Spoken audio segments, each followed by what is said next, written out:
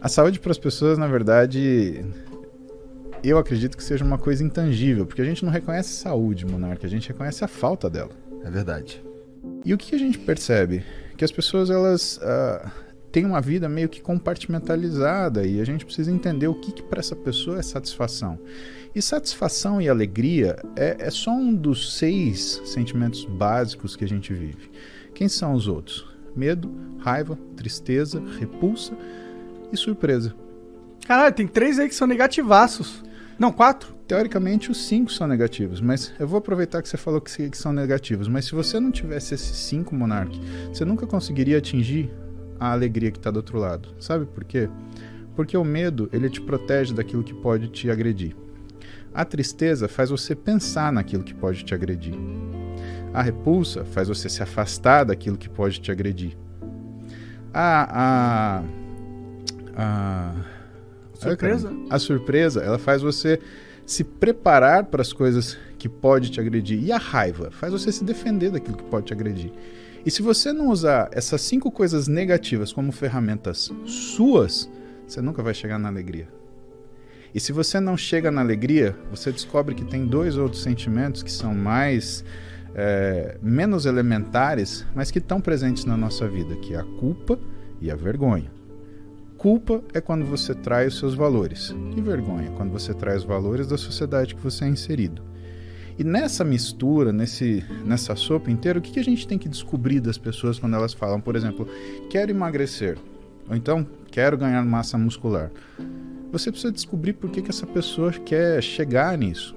Isso é um alvo de discussão minha e da minha esposa muito frequente. Minha esposa é nutricionista, ela é especialista em comportamento alimentar, né? Ela tem uma pós-graduação sobre isso. E a gente discute muito em níveis, né, mais elevados e mais difíceis, o que fazem as pessoas serem felizes ou não, o que traz satisfação para elas. O que a gente observa? Que existe uma diferença muito grande entre 2 tipos de pessoas que a gente pode dividir do grupo das pessoas que querem mudar a forma de viver ou a forma de se apresentar. Porque, entenda, o seu físico, ele faz parte da sua identidade. E muita gente fala para você, olha, você pode mudar. E você pode mudar. A questão é, por que você vai mudar? Porque se você muda porque você não gosta de quem você é completamente diferente de você mudar porque você gosta de quem você é e quer melhorar. E o que eu e ela percebemos ao longo desses anos trabalhando? Que quando você tem uma pessoa que gosta de si e quer melhorar, essa pessoa ela começa a fazer uma atividade e ela vai até o final. Ou, que não tenha final, ela se sucede de uma forma progressiva, por isso a palavra sucesso. E quando você tem uma pessoa que não gosta de si, o que acontece? Ela não vai gostar da progressão. E o que vai acontecer então? Ela vai desistir. E o problema não é quem não aceita o desafio, é quem desiste diante dele. Porque o que faz com que você mude alguma coisa é consistência. Acho que tem muita gente que não se gosta realmente. É isso que eu tava pensando enquanto você tava falando, sabe? E como que você faz pra se gostar?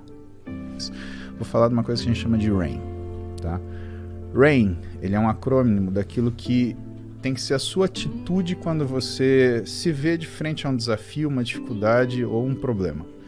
O que você faz, né, no seu dia a dia? Primeira coisa, você tem que se confrontar, né? E aí tem um problema grande que tem muita gente que não se gosta porque evita se confrontar. E a gente precisa confrontar nossos medos, nossas tristezas, como eu falei, nossa repulsa, nossa raiva, né? A gente precisa olhar pra gente e entender do que a gente quer ou não, né? E aí vem a gente aprender a falar não, a gente aceitar aquilo que nos desafia. Mas existe uma forma muito técnica de você fazer isso. E é justamente por esse acrônimo. O que é a primeira coisa, RAIN? Reconhecer. Então você olha para aquilo e fala, isso me incomoda. Segunda coisa, aceitar. Você é assim. O meu cabelo é crespo, mas eu gosto de cabelo liso. Mas eu tenho que primeiro aceitar que o meu cabelo é crespo e me sentir bem com ele. Porque aí, quem sabe, eu coloco o cabelo liso e percebo que esse cabelo liso, eu faço um alisamento e percebo que esse cabelo liso, por exemplo, não me agrada tanto quanto eu imaginava. Terceira coisa, investigar. Reconhecer, aceitar e investigar. Por que você vai investigar? Você tem que entender de onde vem aquilo de você. E por último, não identificar, ou seja, você nunca vai trazer para você. Você é um sentimento ruim, fique aí. Isso é importante para você se conhecer e para você conseguir tomar as decisões que te agradem, porque a gente é obrigado a tomar muita decisão que nos desagrada. Agora, tem algumas que nós não somos obrigados a tomar. Tem coisa que nós não somos obrigados a ouvir. E a gente tem que limitar esse barulho externo. Mas essas coisas, elas são importantes. E isso que a gente se preocupa, assim, na verdade, é que as pessoas, elas estão numa fase, principalmente hoje, com toda essa conversa de aceitação, etc., que você percebe que as pessoas, elas não estão se confrontando mais. Elas não estão parando para pensar quem são elas, o que as incomoda. E elas estão buscando só conforto, conforto, conforto, conveniência, conveniência, conveniência. Cara, a vida não é feita disso. É feita do oposto, inclusive, né? Exatamente. Eu escolhi uma profissão onde não existe conforto, cara. E não existe conveniência. Principalmente quando você dá plantão num pronto-socorro de trauma, cara, não tem conforto nenhum. Você tá 3 da manhã, chegou o cara que caiu de moto, ele tá parecendo um quebra-cabeça de 2.000 peças. Né? Você fala, não, espera um pouquinho, para de sangrar que eu preciso ainda estudar o que eu vou fazer com você. Não, você se ferra ficando sem dormir, estudando, tomando café, virando noite, dia.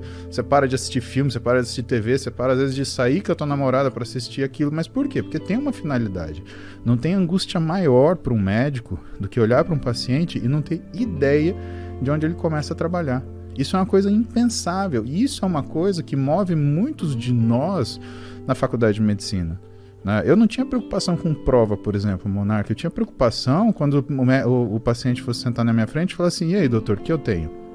Cara, aquilo me dava um desespero que eu falava assim, eu tenho que saber das coisas. Isso a gente estava no primeiro ano passando numa matéria que chamava Introdução ao Hospital.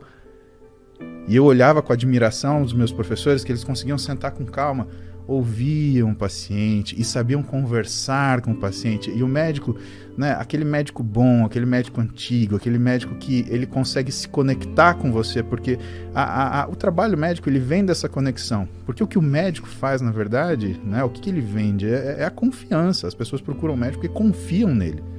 Não porque ele se formou no melhor lugar, ou porque ele tem a quantidade de diploma, ou porque ele fez... Não, porque confiam nele, né?